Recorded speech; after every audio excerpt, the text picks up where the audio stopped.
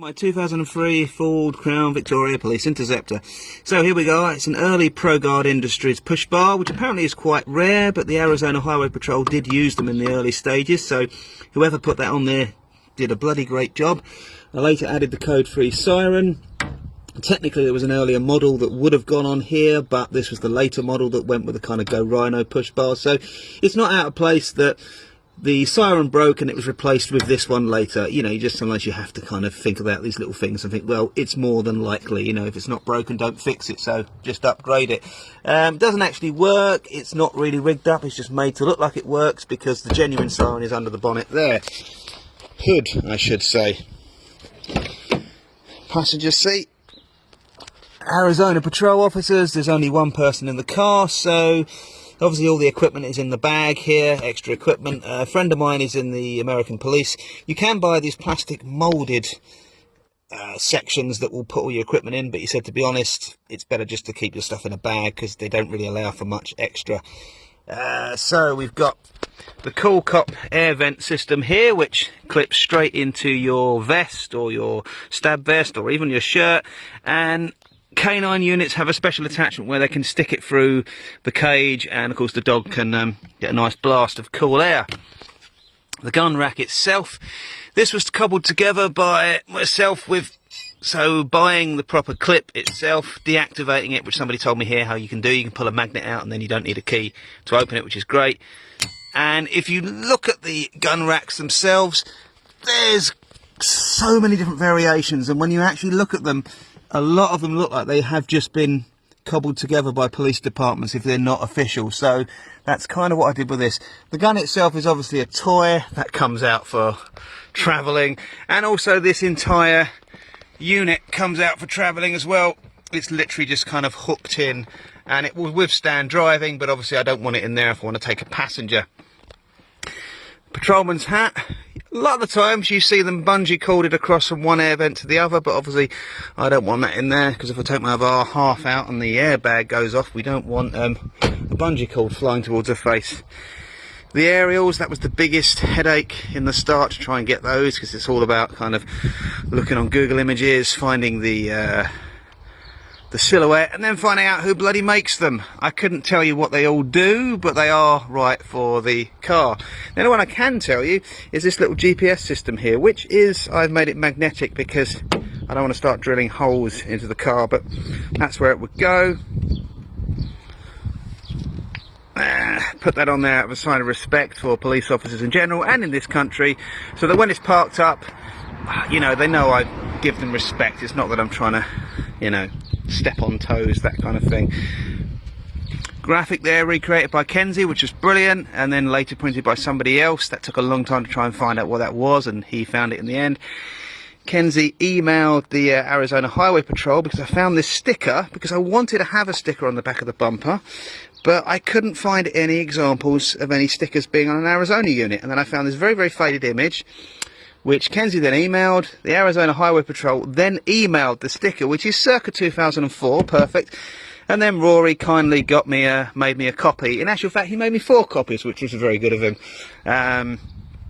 This was recently made for £10. That's in all cars. I don't know why it's there. It's probably tradition, because I wouldn't imagine anybody would step inside this car and think, oh, it must be for public use. Can't get in the back. Code-free MX7000 is more than a passing resemblance to the code-free Excalibur, which they actually use on these. You know, beggars can't be choosers. You've got to get what you can get sometimes, haven't you? There was a light bar on here which looked like a Tom R blade, which was correct as well, but it turned out to be a cheap knockoff. It was still good, but the bulbs were impossible to find again. So here we go. Thanks to Mark Rolfe, the inside of this all lights up and looks like it works. Come on. Ah, there we go. All lights up and looks like it works, but doesn't actually really do anything apart from light up. Here we've got the little VASCAR system here, which is used by highway patrols to measure the distance between 2 points, and then you kind of find out if that person is speeding or not. I'm sure there's another unit attached to this somewhere, but I have seen examples where this thing is just mounted on its own, so you know, there's a little bit more research needed, but I have no more room for any more equipment. Obviously, these are all the lights. This is all the light bar. This was custom made by Mark himself. Computer's missing at the minute. I've actually ordered a real one. I used to have one that was taken apart with nothing in it, so it's time to upgrade that. Oh, this only works with ignition. Good old Mark didn't want it to be left on. Now this only works with ignition as well. Brilliant. But these can actually cause harmful radiation. So this is why Arizona Highway Patrol have the handheld speed cameras, speed guns, but I only ever use this outside the car because obviously the radiation can bounce around the windows. I recently found that out, and it's not good for you. So it's good to have a unit that you can pull out and only use outside. Nobody's having this car. And I think that's kind of about it, really. There's a shotgun rack, overhead shotgun rack. It's not right for the state, but it's right for the car. This car originally was a detective unit, and there was markings of where the gun rack used to be. So I wanted to kind of honour the original car, even though Arizona don't have the licence to carry a shotgun in their car. Lots and lots of crap above the sun visor. That's based on Google images of actual Arizona Highway Patrol cars. You know, these are mobile officers at the end of the day, so there is going to be a lot of crap hiding around. And I suppose the only part of this car which actually is personal, because most of it's just dressing, is the back here. So sleeping bags for emergencies. This is a nice bit of dressing as well. A fire helmet just to look like it's been left in there after the scene of something and they've got to return it.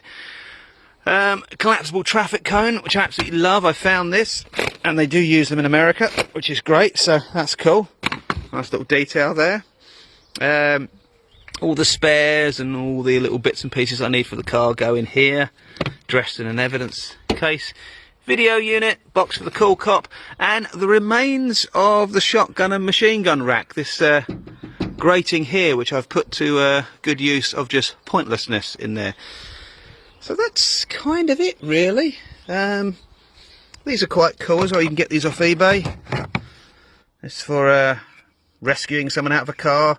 Seatbelt cutter, smash the window. I thought it kind of it looks the part in there anyway, and doesn't go back properly if you're looking. There we go. Look at that. I think that's kind of it, really. What's this? Oh, who knows? Make your own mind up on that one. Yeah, that's it. I hope it's not been boring as much as I've bored myself. There we go.